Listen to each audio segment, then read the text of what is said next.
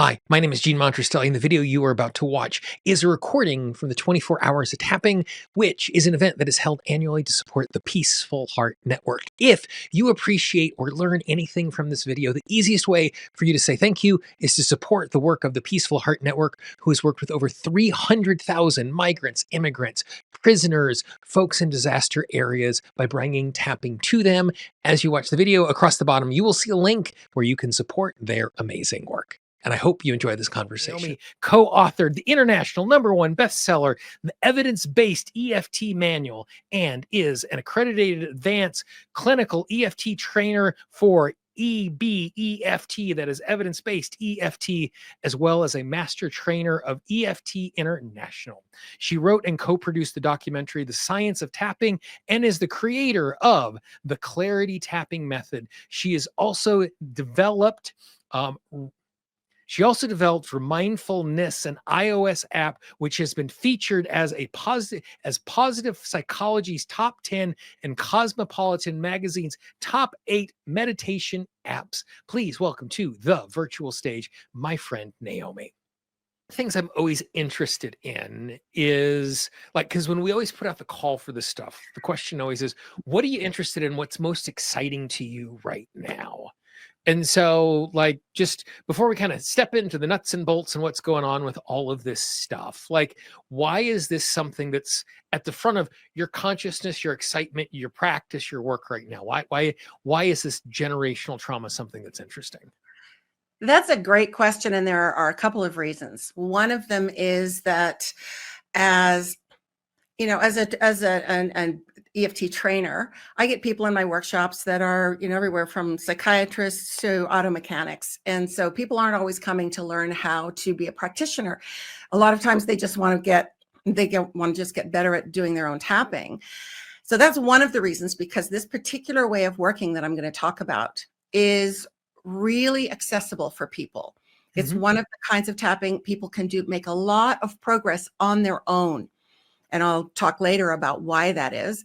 The second thing is that I'm always looking, like, when you invite me, to be part of this amazing event, I always kind of think, what can I bring that just really can help people, that they can take away and hopefully just go, oh, wow, this is something I'm going to try for myself.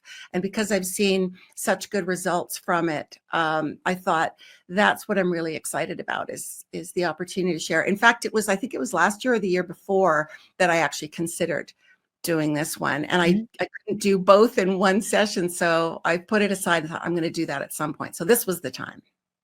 And so then I guess let's kind of just start with definitions. When we say generational trauma, what do you mean by, in your vocabulary?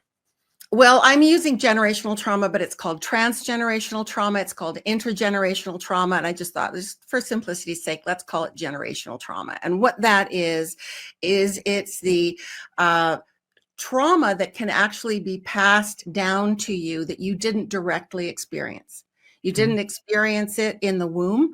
You didn't experience it in your stages of early development in your life. You didn't experience it at any point in your life. These are not direct experiences. These are experiences, traumas, stressors, difficult experiences that your parents, your grandparents experienced before you were even conceived. So it really is talking about the biological transmission of epigenetic markers on your DNA that switches genes, turns them on or off, or increases or decreases their expression in accordance with sometimes stressors that you're experiencing in your life now that are similar to something that your grandfather maybe experienced, and this is what I find really, really fascinating and key, is that it can also be things that you have absolutely no idea where this came from. You've done all kinds of tapping on everything you know about in your life. And you have this pervasive sense of anxiety or sadness or just stress. And you don't know where it came from. You assume Yeah, well, I think that's really key what you're saying there is because, like, particularly beginning tappers are taught to find an initial sensitizing event and write down, the old personal peace procedure. You're writing down every horrible thing that happened to you. And, what does this remind you of? And what are those sorts of things? And it's useful for us to be looking for initial sensitizing events. Mhm. But if there's not an initial sensitizing event, then there must, like, the common refrain I hear from clients in that circumstance is I must be repressing something. And there's this memory in there that we're going to unearth. And it's going to be so scary. And my subconscious mind is protecting me by holding this particular thing back.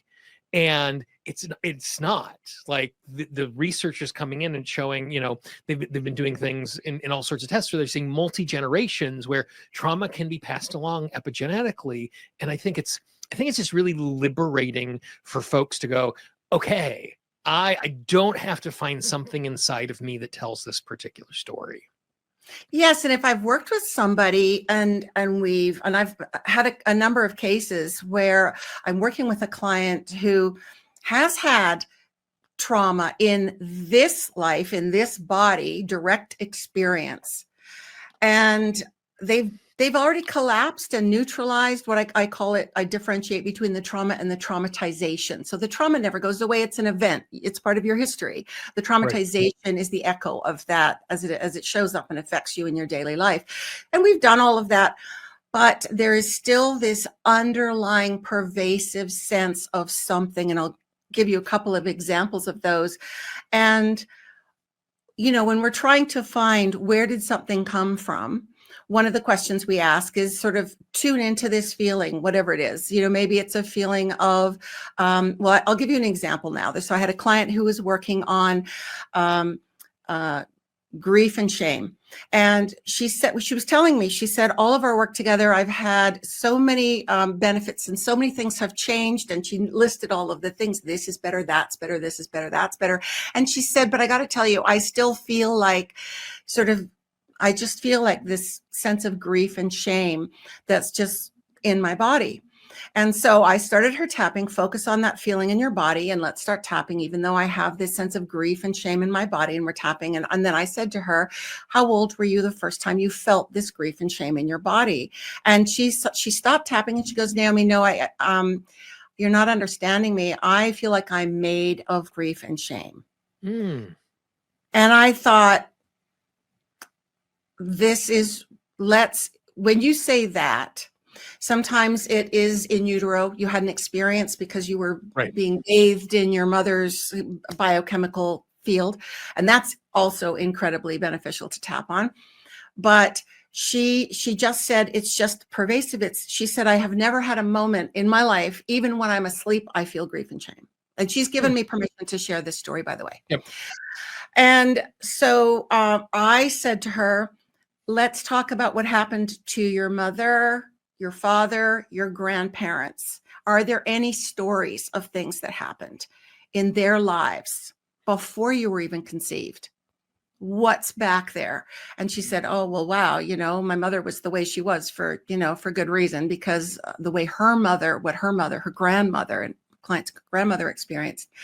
The example was terrible tragedy where there was I think it was like a 4-year-old. Her grandmother, as a 4-year-old, had 2 older brothers, and I guess the mother had another baby, and maybe I can't remember if the baby had been stillborn or something, and the mother went into postnatal depression and was institutionalized, and the father put the kids in an orphanage and moved away and got remarried and had another batch of kids. And so there's that story. And then what happened, compounding that, bad things happening in the orphanage.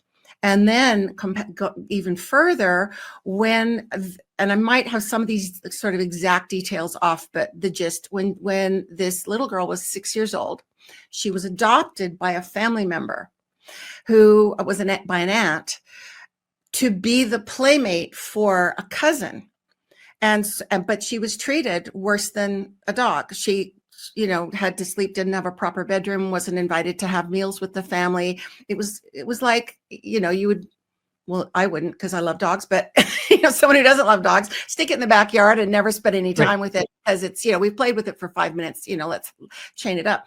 That's how this child was. And then her brothers resented her for the rest of her life because she had been adopted and they thought she'd had this great life because she'd been adopted and taken out of this nightmare of the orphanage. And they didn't know that she actually had basically been adopted into a life of servitude. So we tapped on a number of different lines. We tapped on the ones I've told you, because you tap on story points when you do this kind of tapping. You don't have what did you smell, taste, hear, feel, and so on. You don't have that information, and your body wouldn't care anyway because you didn't directly experience it. These are genetic tags on your DNA, helpfully preparing you for the environment that you've been born into and getting reactivated. So, and one of the things that really there was a lot of grief around was the fact that in this extended family were lots and lots of aunts and uncles and lots of other kids, and that these 3 kids could have been absorbed into other families so easily. Like, why were they put into an orphanage? Now, the end result of this, I tapped with this client for about a full hour-long session on all of these. And then the next week, we did another hour. And these were just facts to her. She didn't feel an enormous amount of emotional resonance or connection with these stories. They were just kind of facts like, yeah, those are pretty awful things that happened. When we actually started tapping on those sentence at a time, story point at a time, all of this intense emotion started coming up. Like, not overwhelming. Right. We're talking 9 out of 10, 8 out of 10. And she was blown away, just going, what's with all of this emotion I'm connecting with? And I said, well, when you have emotion coming up around something like this, it's telling us something. Let's go for it. Let's tap on it. But what was really, really cool was that when I saw her 2 weeks later, because there was an Easter break in there, I saw her 2 weeks later and she shows up, she's smiling, she's glowing, and she's saying, I almost canceled this session because I don't want to start feeling bad again. Because for the last 2 weeks, for the first time in my entire life, I have felt free of this grief and shame. And I've just been riding on a pink cloud, basically. And she had done another 20 minutes of tapping. I think maybe another hour by herself and then another 20 minutes or something. And she thought, I won't be able to get into that same emotion I was in when I was tapping with Naomi. But she dropped straight into it. Yep. And did this tapping herself. And it was so simple because she's just tapping on story points. Like, even though the family could have absorbed all these kids, so why didn't they? I accept myself anyway. They could have absorbed these kids. Why did they go to an orphanage? They could have absorbed them. And she's crying and sobbing and everything. And she said that 20 minutes into her second self-tapping session, suddenly all of that emotion just went away like a light being switched off. Just boom, gone. We're switched on, maybe is the case, maybe in this. And she just said it was just like what's happened, almost kind of disorienting, to have that grief and shame just completely shut off all of a sudden. So, that is just one example of what it can be used for, how it can be used on yourself, and the result that you can arrive at as from doing that. So we have history of being able to find that particular stuff. How do we then know this is an avenue to explore? Well, like I said, one of the things is the client says something like, I feel like I was made of this. Gotcha.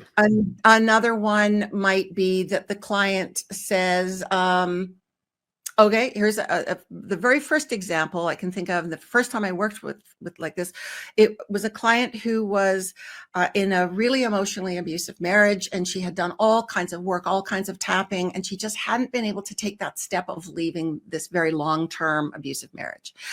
And we had tapped on all the things, all the kinds of experiences.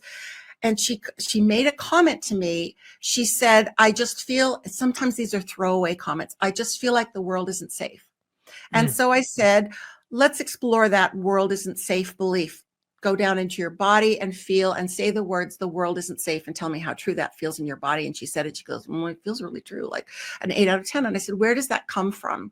What experiences have you had that have taught you the world isn't safe? She goes, none. I've had this really protected, happy, whatever. And then I said, what about your parents and your grandparents? Because I had just heard about the study that was done, the Dutch hunger winter. And I'd been exploring that for people with weight issues, about how that if you are descended from people who went through the Dutch hunger winter, there was research showing that your body might just metabolize differently as a result, like hold on to more fat and so on, as a result of that trauma that was experienced by someone, in above you that you didn't experience yourself. And she said, well, yeah, my father escaped from a death camp in Germany when he was 4. Okay, let's tap on that. And we tapped on that, and she collapsed this feeling of the world isn't safe. And I think, we also could look at, well, the father, his view of the world not being safe, he might have transmitted that emotionally, behaviorally to his kids. So the jury's out as to whether that was a direct example of that. But another thing is, I will just say to a client, sometimes we'll tap and I'll have the client repeat after me, I felt this way for a long time. And they'll say, and I say, does that feel true? And they say, yes. And I'll say something like, I've felt this way since I was born. And I have them say that. And I go, does that feel true? And they might say, yes. And then I'll say, I felt this way even in the womb. And they go, yes. And I say, something happened in the womb. I experienced something in the womb. Does that feel true? And they'll go, no, it was before then. Those kinds of things. And then they'll say to me, why am I saying that? Because they'll maybe have no experience or understanding of how that can be possible. So those kinds of things. Yeah. And so something I think is really interesting, like that you mentioned, and there's this idea of something that's throwaway, that because the way that, we just work in a cause and effect way. Subconsciously, we work in a cause and effect way. We consciously are working in a cause and effect way, particularly those of us who have been trained in transformational, again, trying to find those initial sensitizing events, and how it can be throwaway because it feels true, but there doesn't feel like there's any like roots or ground underneath it, where there's no connective tissue to it. And so it's kind of like, well, it feels true, but like, I guess maybe not. And so like how, as we're describing what is going on in our lived experience, because there's nothing to attach it to, it's kind of like passing, like, a little indigestion, like maybe something I ate earlier, like it's not like I'm sick. I just, ate the wrong thing today or slept wrong or whatever that particular thing is. And so I could see how it becomes throwaway until, like you said, tune into, let's feel into it. Let's move away from this intellectual understanding of, the intellectual understanding is the description of the experience. And one of the things I think about all the time is that when we're tapping on our lived experience, there's 2 stories. There's what has happened, and then there's the meaning we give to what has happened. Yeah. And what you're talking about here is a story that has a meaning, but there's not the story of what happened. And we're so used to stepping in through, this is what, like from a therapeutic intervention sort of way. We go in through, this is what happened, and therefore this is what it means. Mom said this about money, therefore I have this issue around money. But when we don't have that first layer story of this is what happened, and we just have the meaning, that then becomes this kind of free-floating isotope that isn't attached to anything in any particular way. And since it's not attached to anything, there's not an obvious entry point until you had them put it into their body. And the moment it was put into their body, they now had the entry point of, this is what I'm feeling in the moment, that I can now chase that. I now have something to figure out what the meaning is behind it. I work so often that way, have them direct, that feeling in the body. Like if I'm working on a core belief, like that one with the world isn't safe, I don't even have them tap on the world isn't safe, because that's a story. It may be true. but Yep. it could be something else. And so I try to get them to focus on that feeling in your body. How does the world isn't safe feel in your body? Maybe you feel it in your solar plexus and it's this kind of green haze. Focus on the green haze in your solar plexus, rate that. And then I'll say, when have you felt this green haze in your solar plexus before? And then also, when you're working with an intergenerational trauma, when the person has said, we say, well, okay, you've got nothing in your experience, nothing is coming to mind that you can connect to this. What happened in your family history? And sometimes, and what I have found to be kind of relevant is, in a family, let's say you've got this trauma of somebody, your grandmother went through something, or your grandfather, or your father, or something. And you've got multiple siblings. Not all of the siblings are going to inherit all that same trauma necessarily. So one of the ways that I sort of decide whether it's worth working on is that I have them tap while they say that story point. Whatever that is. My grandmother was adopted to be a pet for her cousin and treated like a third-class citizen. And they're tapping on that, and no emotion comes up. Then I usually just sort of, let's move to something else. Because to me, if no emotion came up, that's usually a sign, because so many times I've seen when that unexpected emotion comes up. That's a big clue that you're connecting. That's the hook. The hook is a genetic hook, even though cognitively you're going, I didn't even know my grandfather. He died before I was conceived. My single favorite phrase a client will ever say is, this probably has nothing to do with it, but. Then I know that's the goal. Like if they are surprised by a piece of information we have found, then we are absolutely heading in a fruitful direction at that particular point. That just becomes such a powerful entry point because we live in a moment in time where all of us, even folks who have not been to therapy, are versed in therapeutic language. And we're so used to going, initial sensitizing event. This is the way I was raised. This is what my family was like. This is my ordinal position. We give all of these frames. I was born under this star sign, whatever it is, but we're so used to trying to we do a bad job not having a reason why. Our subconscious mind will choose a coherent explanation, even if it's not true, just so it has something to hang on. And so anytime we bump into something that is outside of that desire to have a story, boy, is that just useful no matter what tool, approach, or technique that we're using. Anytime we're surprised by a piece of data that comes up, that's something that is worth noting in transformation, full stop. I always say to my clients, if you were my client right now, I would say to you, my client is your unconscious, not really your conscious mind. Because your conscious mind may or may not know where all the breadcrumbs, the path. And a lot of the conscious mind is always looking for, just like you say, like a cohesive narrative. The conscious mind needs to make sense of it. Well, sense in conscious cognitive terms. But when a client goes, and I see, you see the eyes go like this when they're tapping. Yeah. And I go, did you just have a thought? And how many people think I'm massively psychic? That's right. Absolutely. Yes. Yeah. There's a giant neon sign across your forehead that said new thought.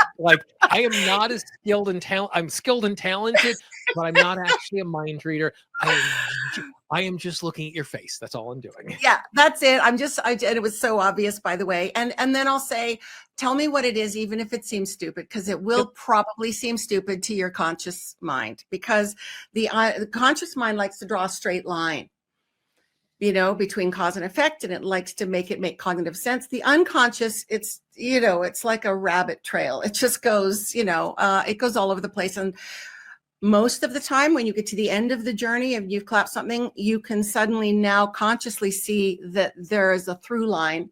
But sometimes no, sometimes never. Sometimes the thing is gone, you've cleared it, and you don't know how the heck tapping on this, and this are even related, let alone how they managed to clear this present day thing.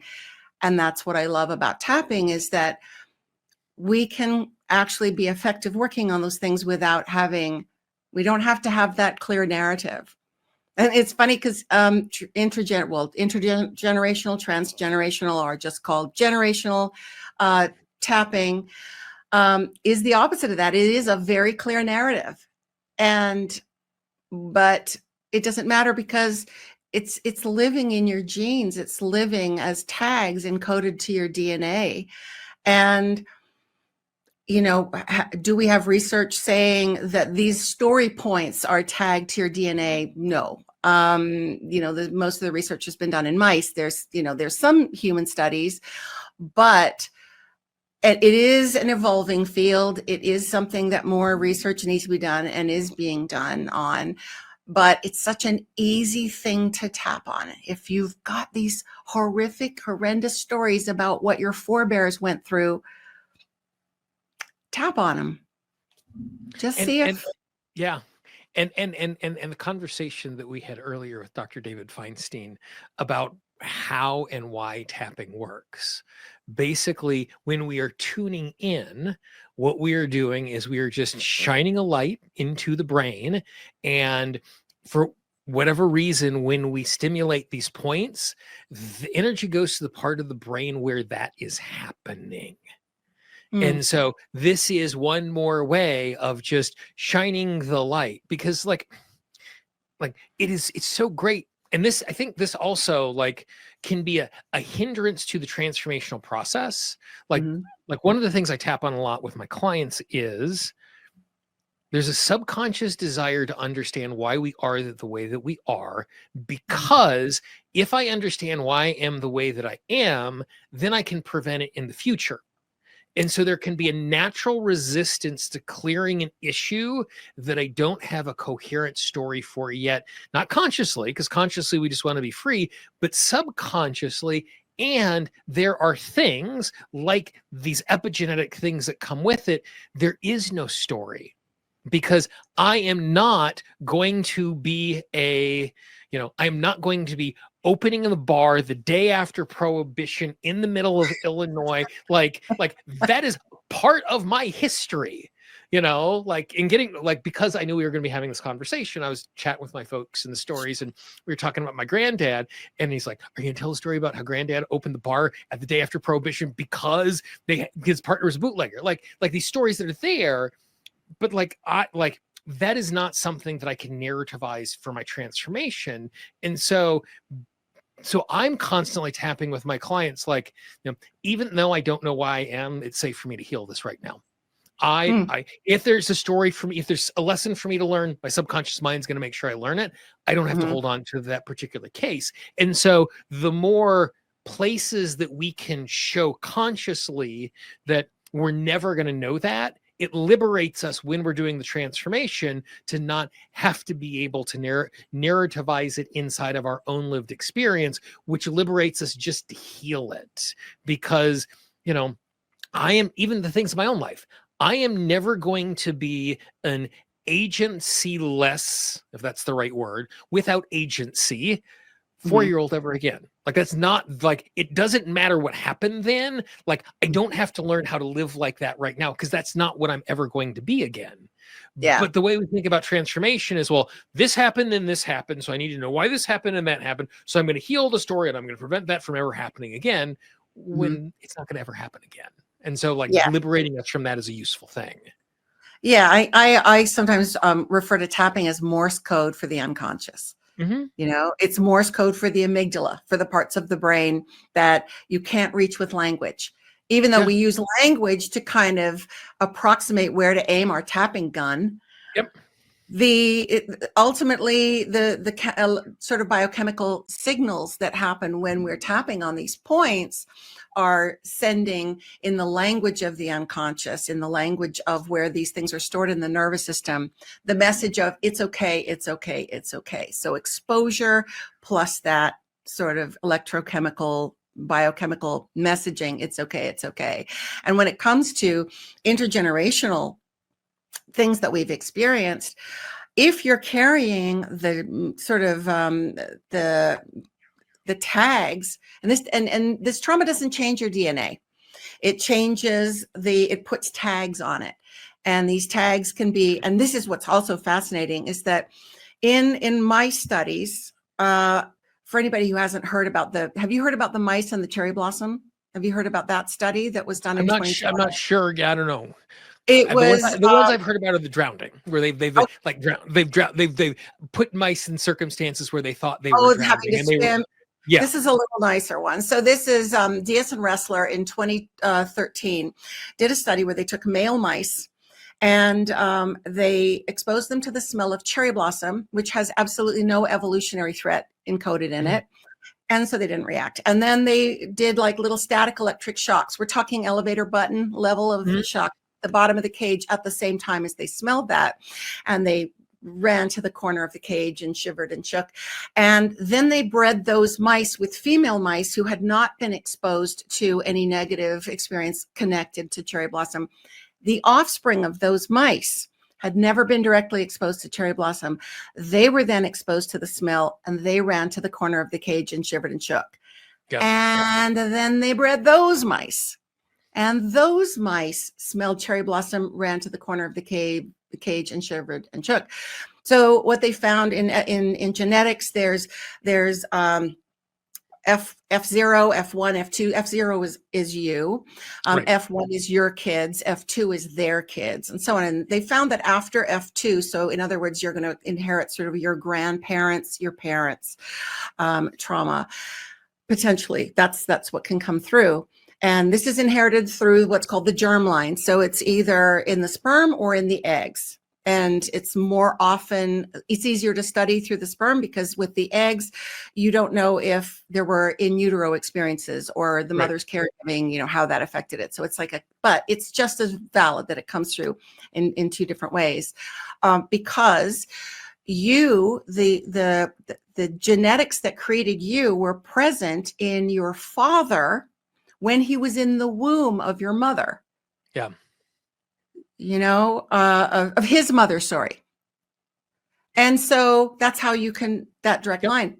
But then in 2022, another study was done that showed that possibly F3 and up to F5, that's a big long, and what happens is even though it kind of normalizes out after that many generations, you still have the potential for that gene to be affected in that way. And so if you have an environment that's got stressors that are similar, that it can be reactivated. And so that's how even something that happened 5 generations ago that happened to you, like some massive thing, our whole village was like burned down and I was the only one left, that I was left for dead, or not I, but, great grandparent was the only one left. And then they went on and conceived children and they pass along this potential. So the next couple of generations after that might have had this kind of traumatic sort of trauma response behavior and emotion. And then it kind of peters out, it kind of normalizes out until it gets reactivated by something, that happens, that the unconscious or the body even tags as similar. So where EFT is like Morse code for the unconscious, I think doing tapping on generational trauma is like Morse code for the genes, because it really is so effective how that thing you've been carrying around that you just think, well, this is just how I'm wired. There's no tapping. Like you said, I can't find the roots of it. So, I guess this is just how I'm wired and how I'm made. It's like, well, but that could be software that shipped with your hardware that you can actually do something about. Yeah. And I'm consistently using the software analogy all the time because it's just the place we live where we're doing upgrades and all of that sort of stuff. And as someone who's been living through malware attacks on my server, clearing that stuff out and making life better again is a very real thing we're dealing with right now. For those of you who are listening along, if you're looking for like really detailed information on the research that is written in plain language for common folks to understand, Mark Woland, who's is one of the leading researchers in all of this, has written a great book called "It Didn't Start with You," and it's how inherited family trauma shapes us, and it's super accessible. And so like we're gonna do some tapping right now. Naomi, I talked about this ahead of time, but if if you just want to know how to do it, we're going to show you how to do that. If you want to do a much deeper dive, it is a must read. Mark is just brilliant in explaining this stuff for lay folks like us to be able to understand the epigenetics and the neurology and all of that sort of stuff. So let's do some tapping. Yeah. All right. So you, first of all, I want to time this. How much tapping time do we have left right now? We got about 12 to 15 minutes. Perfect. All right. So just showing everybody how easy this is. The story, you said you'd spoken to your father or so somebody. Actually, since we've talked, I've actually changed my mind. We're going to do a different family story. Oh, interesting. Cool. All right. So yeah. So and as we've been talking, like I can actually see it showing up in 2 generations. Ooh. Or it's possible that what happened at great grandmother was impacting grandmother. So, all right. So who are we talking about in the family line that experienced something? So the initial trauma was experienced by great grandmother. Great grandmother. Yep. And how old was she when it happened? Do you know? Early teens. Early to Okay. mid-teens. Yeah. All right. And Okay. So what we, sorry, Yeah. go ahead. And she was in very isolated rural western Nebraska, turn of the last century. So not quite frontier living, but pretty close to it. Okay. And so that's one story point. So for everybody watching, this is how you break it down. You just like, let's do the story points. So give me the sound bites of the horribleness she experienced. Yeah. So miscarriage that was not responded to well by the rest of the family. The rest of the family just expected her to push through. Okay. In fact, if you say not responded well, can you make that worse? Like, how was she treated? So yeah, so basically just like it at that point in history, infant mortality was something that was regular. Okay. I think she was 14 or 15 at the time. So it wasn't, and the family was just like, and we go back out to the farm. Right. Like this is not something that deserves attention. This is just a fact of life. This is insignificant. Okay. So let's do this as a setup statement. So side of the hand. And for anybody watching, if any of this is triggering for anybody, keep tapping, reach out, get help afterwards, after the session. Keep your eyes open and just be responsible for your own well-being, because these things can be triggering even though they aren't meant to be. But when you're working on intergenerational trauma, what I find is no matter how horrible it is, I've never seen anyone need gentle techniques, because you already have the distancing of it. Didn't happen directly to you, right? But let me know, obviously, if that changes. So even though my great-grandmother, when she was 14 or 15. Even though when my great-grandmother was an early teen. And she had a miscarriage.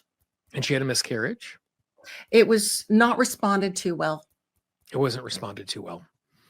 I deeply and completely accept myself anyway. Even though my great-grandmother, when she was a teen. Even though when my great-grandmother was a teen. She had a miscarriage. And it was treated like it wasn't important. I accept myself anyway. Even though my grandmother, when she was a teen. In rural Nebraska. She had a miscarriage. And everybody just expected her to continue on. I deeply and completely accept myself. Top of the head, she was just a teen. Eyebrow. And she had a miscarriage. Side of the eye. And everyone just expected her to carry on. Under the eye. It wasn't a big deal back then. Under the nose. But it was maybe traumatic for her. Under the mouth. She was only 14 or 15. Collarbone. And she had a miscarriage. Under the arm. And nobody treated it like it was important. Okay, so stopping and checking in, did you notice anything coming up for you? Any emotion or any other thoughts or Yeah. intensity, physically or emotionally? So like the moment we started, just a Yeah. whole bunch of stuff in there. Oh, Not interesting. n- not like constriction. Like I've never been like sick to my throat.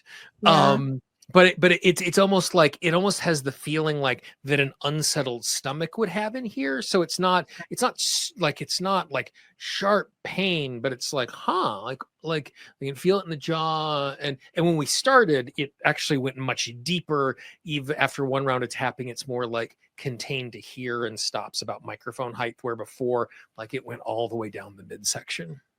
Okay, so when you think about that again, think about that story. She was a teenager. It was in the middle of rural Nebraska. Nobody cared. Nobody addressed the trauma. What's the intensity? Because now we can get an intensity level now that we know that you're connected to this. Like if I were to give it intensity in the throat, like 5 or 6, like Okay. it's significant. It's not overwhelming, Yes. like if I needed to change, like if I needed to pivot in a moment and move on to something else, I would move on to something else and it probably wouldn't come with me. But it's more than not nothing, if that makes This sense. this is what we find with generational trauma. This is what I have Yeah. found with all the tapping I've done on it. Just what you described, exactly right. So just let yourself stay tuned into that, even though I'm noticing this intensity, Even though I'm noticing this intensity, this reaction here in my throat, in my body, this reaction here in my throat and my body and my jaw, when in my jaw. When I think about my 15-year-old great grandmother when I think of my 15-year-old great grandmother having that miscarriage in the middle of nowhere, having that miscarriage in the middle of nowhere, and nobody cared. and nobody cared. I deeply and completely accept myself, I deeply and completely accept myself, even though she was just a teenager even though she was just a teenager. and she had a miscarriage. And she had a miscarriage. And nobody recognized that it might be trauma. And nobody recognized it was trauma. I accept myself anyway. I accept myself anyway. Even though this thing happened to my great grandmother when she was a teen, Even though this happened to Nanny when she was a teen, I deeply and completely accept myself. I deeply and completely accept myself. Top of the head, thinking about what happened to Nanny. Thinking of what happened to Nanny. Eyebrow. She had a miscarriage and she was just a teen. She had a miscarriage and she was just a teen. Side of the eye. Nobody treated it like it was a big deal. Nobody treated it like it was a big deal. Under the eye. It was probably a big deal to her. It was probably a big deal to her. Under the nose. She didn't get any support. She didn't get any support. Under the mouth. She was just expected to carry on. She was just expected to carry on. Collarbone. Even though she'd had this big trauma. Even though she had this big trauma. Under the arm. She had miscarried. She had miscarried. Okay. Checking in again. What happened that time? Anything else? It is less, it's taking up, like at this point, it's taking up the same space, but it's less dense. Mm-hmm. And obviously there was lots and lots of yawns and tears, really, and tears, not like I'm crying tears, but just like we know, like as Really? part of the discharge of leaving fight or flight and returning to restore, like oxygen's going to come in, tears are going to come out. So like, you can't see it because my glasses are on, but yeah, there's definitely watery eyes going along with it for sure. And what's the intensity so we can track just a number out of 10 when you think about what happened to your grandmother when she was a teen? Did you say Nanny? Yeah. Okay. If it was a 5.5 or a 6, we're like a 3.5 now. So not, right. And maybe a little more. Not cool. Like we're 60% is left. Cool. Which doesn't seem like a big number, but then again, that's 40%. Yeah, 40%. Yeah, no, we have 60% left. Yeah, no, absolutely. Yeah, no, it's real. Exactly. Okay, so even though I have this remaining reaction in my body, this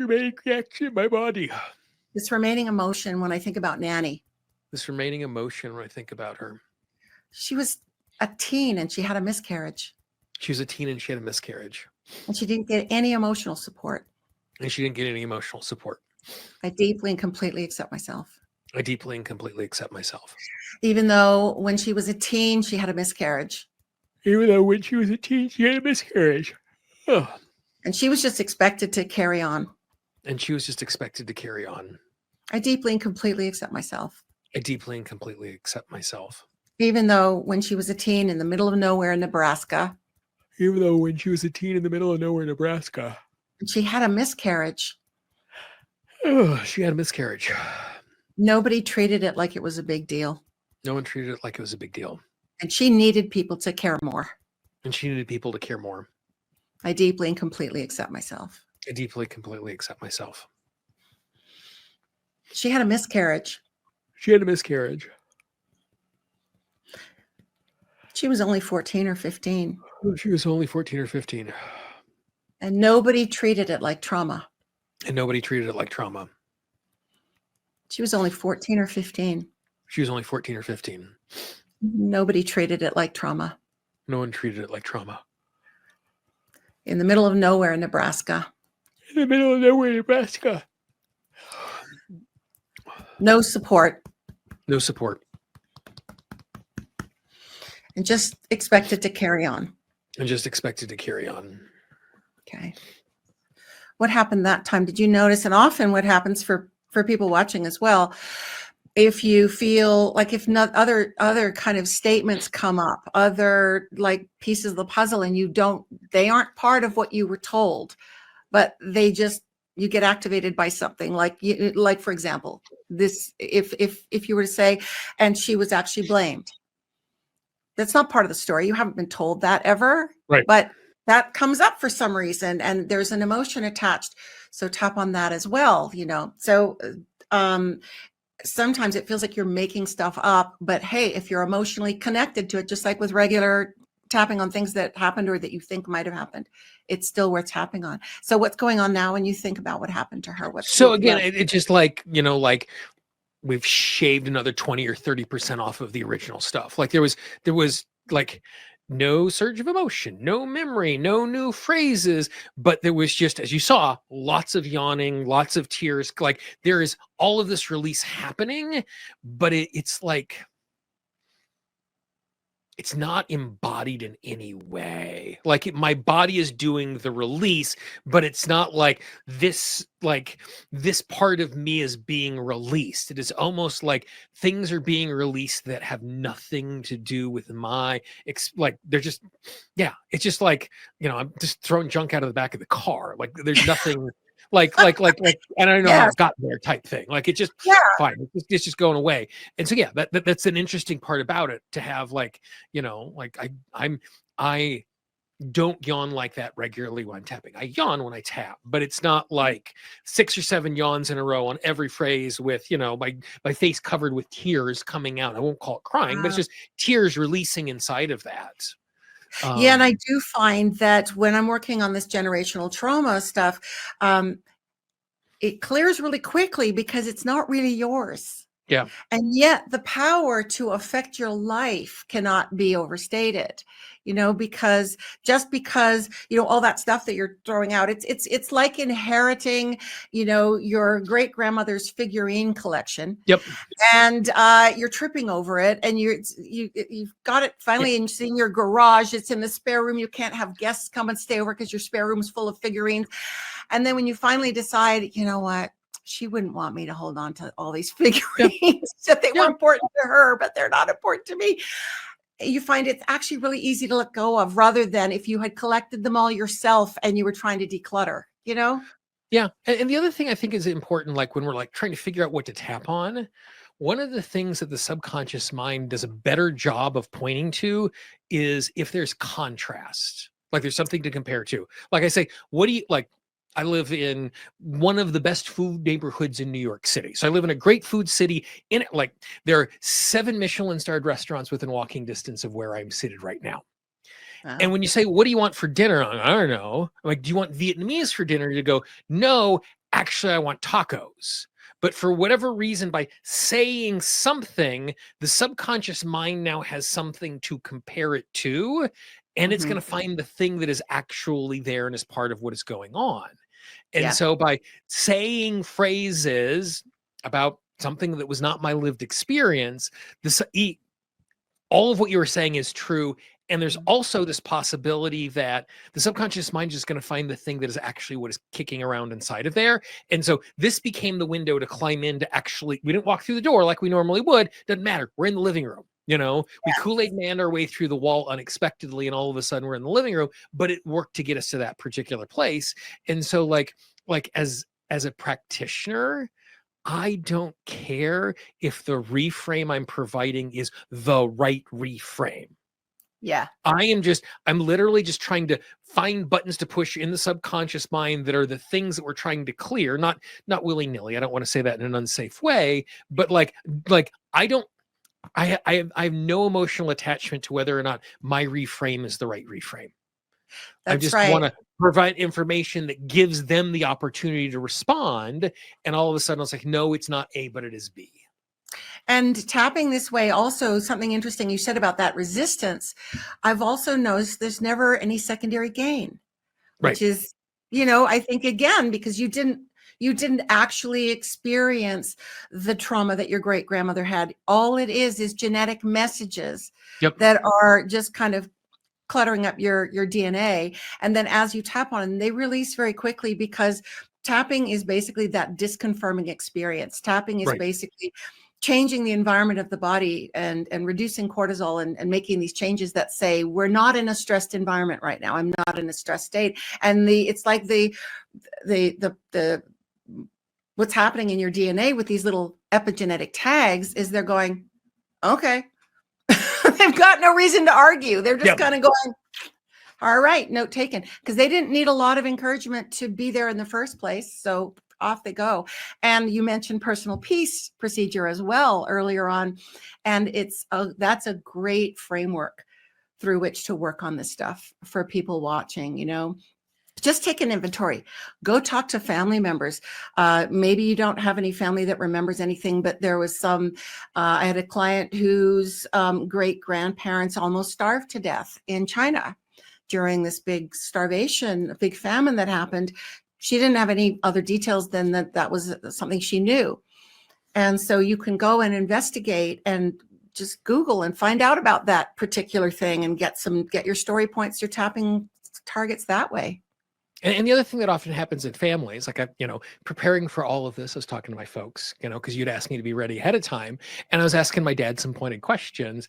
And he's like, you're going to have to ask your Uncle Mike, because like my dad's brother, like, is the one who is the keeper of all of the stories just because of his disposition and his personality and his interest. And then there is the cousin that did the 500-year history of the family in the little town in the mountains in Italy, and sat in the parish library for 2 weeks and literally just built a 400. So like in your family, you might not be directly connected to the person who knows the story, but there's someone in the generation up who knows the person who is the cousin, the whoever, who you might not have a relationship with because you didn't grow up with your parents' cousins or whatever, but it might be worthwhile for you to ask the people you have relationships with a generation above to go, who are the keepers of this? Who's the storyteller in the family? Who's the one who remembers this sort of stuff? Who's the one that has all the family knickknacks and the photos and the stuff like that? Even just to sit down with the old photos and say, hey, tell me all these stories. Like, one, it's fun to do that, but you'll be surprised where, again, because they don't think it's significant because it's just family history. It's just a data point. And sometimes they're trying to put the rose-colored glasses spin on it. And you might have to just encourage them, like, tell me about the bad stuff. Like, I know all the happy family stories, and so-and-so was the mayor of their little town and made a new library. I know about that stuff, but what are the bad things? Because my dad, I gave him a copy of the book Angela's Ashes once, because it was so beautifully written, and I just wanted, because we had a lot of loving literature in common. And I only found out about a year later. He says, well, I was finally able to read that book. What? Didn't you like it? And he said, it was really rough going. He said, I got it. It just hit too close to home. Right. Yeah. And and then suddenly remembered all the stories of him growing up in the Depression in Canada, where they literally, 5 boys had 1 pair of shoes to share. So they had to pick what day of the week they'd go to school. We grew up thinking, like, belly laughs, that's hilarious. And, we had to, hike down to the river to get snow for water. But then when you suddenly go, oh my God, he had 3 siblings die. They were so poor and all these things. It was just like, and the generations that come before us were like, head down, push through, don't complain. We now live in a time where we're able to, and maybe to a degree that we therapize things too much, but the generations before us didn't. They didn't talk about those things, the grandfather who refuses to talk about World War One. Those sorts of things, and we understand why, the cultural piece, the hard piece of it, but in a circumstance like this, and the beautiful thing about what we're doing here is, granddad's time in France, and that then becomes we have a story point, even though we don't, I'm guessing anybody who was in the trenches of World War One brought all of that. They just had to bring all of that home, someone who lived through the first mechanized war. Yes, there's going to be these stories, even if they never said them out loud. So that's it.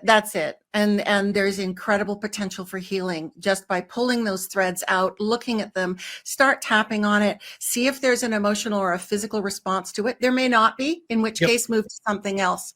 It might be a sibling of yours responds to that instead. They got the gene for that and you didn't. Yep. Awesome. But it really can make a difference. Awesome. Well, good stuff, Naomi. I love the conversation. I love the fact that I do 15 minutes to tap and clear a lot of stuff in a really, really good way. I just appreciate your time, my friend.